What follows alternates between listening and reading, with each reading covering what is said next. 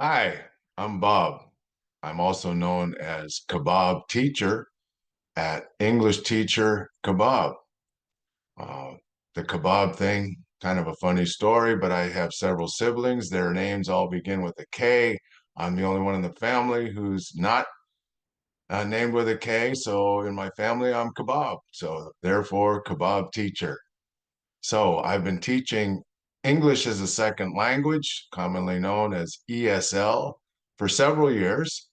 Uh, I'm currently teaching a beginner level, although I've taught all levels, and I was teaching K through 12 English long before I started teaching ESL.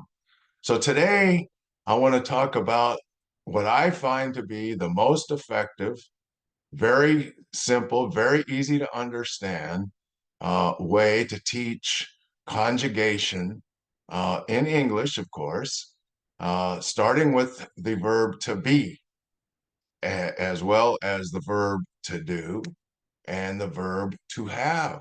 I believe if people are going to learn the English language, they need to understand, fully understand these three verbs. And I believe starting with to be is the most important. So let's get started, shall we?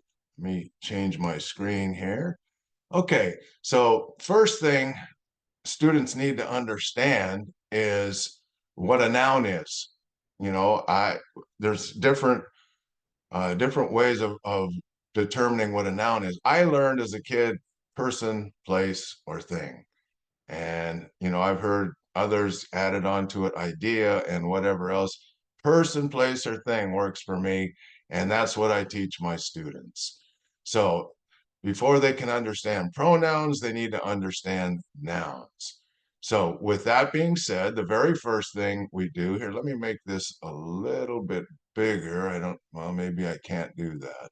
Here, hang on one second. Yeah, I can make it a little bigger.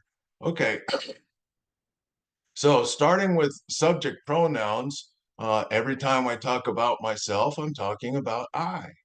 When I'm talking about you, whether it's one person or 100 people, it's you. And if I'm talking about a man, I'm talking about he. And if I'm talking about a woman or a female, I'm talking about she. And if I'm talking about a thing, I'm talking about it. And a thing or a place, actually. And if I'm talking about myself and one other person, I'm talking about we.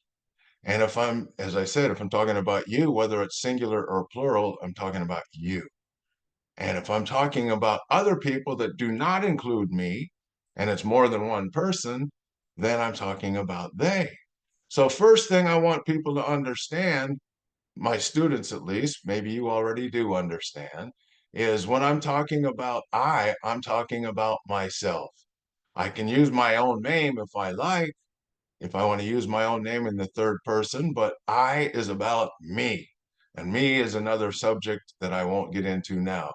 But if I'm talking about you, I can either name you by name or I can name several people by name, but it's just easier to say you.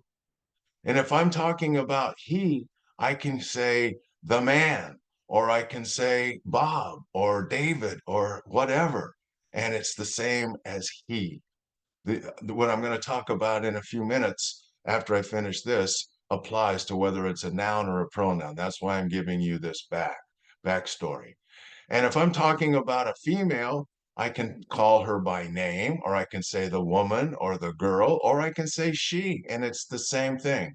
And all of the rules apply, whether it's a noun or a pronoun. And if I'm talking about a place or a thing, the book is it. A city, the name of the city is still it. And then if I'm talking about myself with others, it's we. And I can name those others and myself, or I can just say we. And it's just easier to say we. But we need to identify the nouns first. And then, of course, we've talked about you and they, same thing. I can name the people. It doesn't include me, but it's other people, and I can name them by name, or I can say they.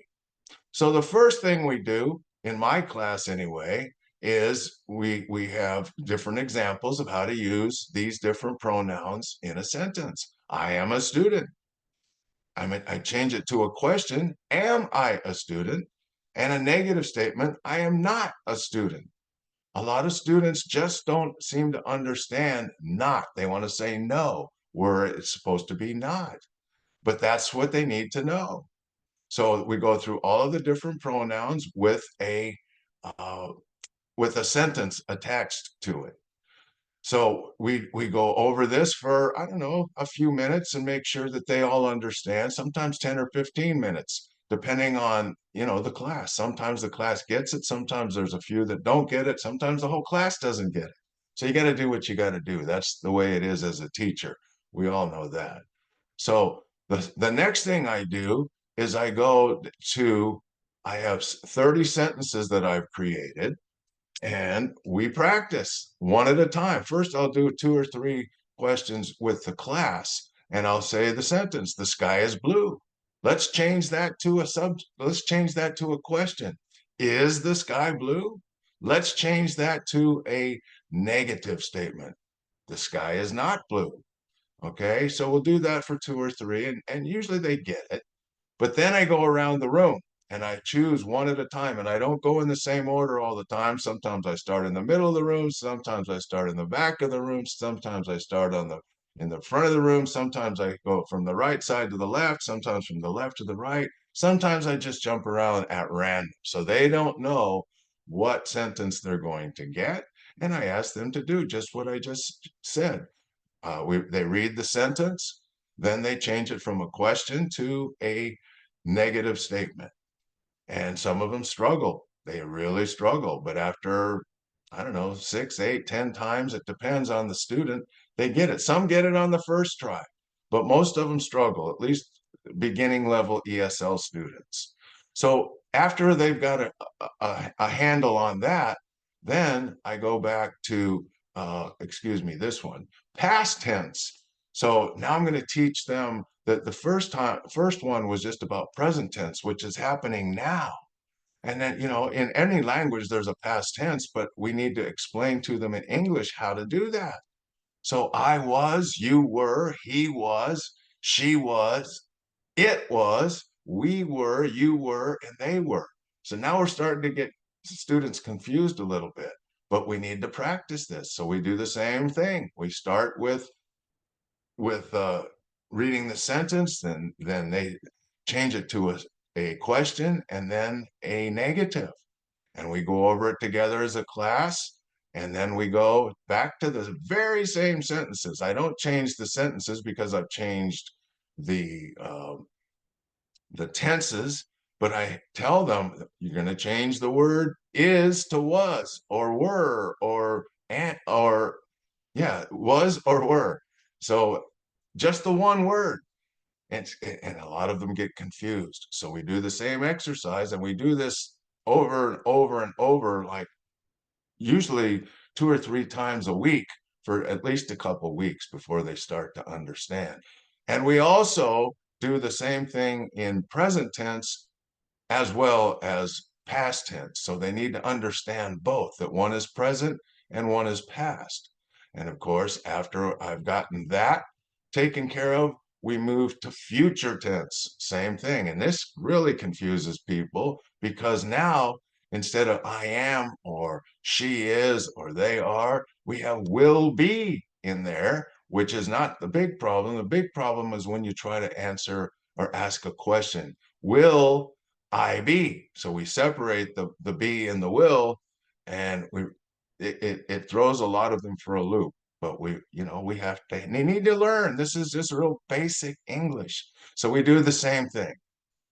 Now, sometimes I don't go past tense and future tense before I go to what the next thing is, which is the verb to do. Sometimes I do to be, then to do, then to have, which is the third one, all in present tense, and then I go to all in past tense, and then all in future tense. However it works, they both work, but uh, I'm just showing you one way. So we go to the verb to do, and I explain to them anything that you do, any activity that you do is about the verb to do.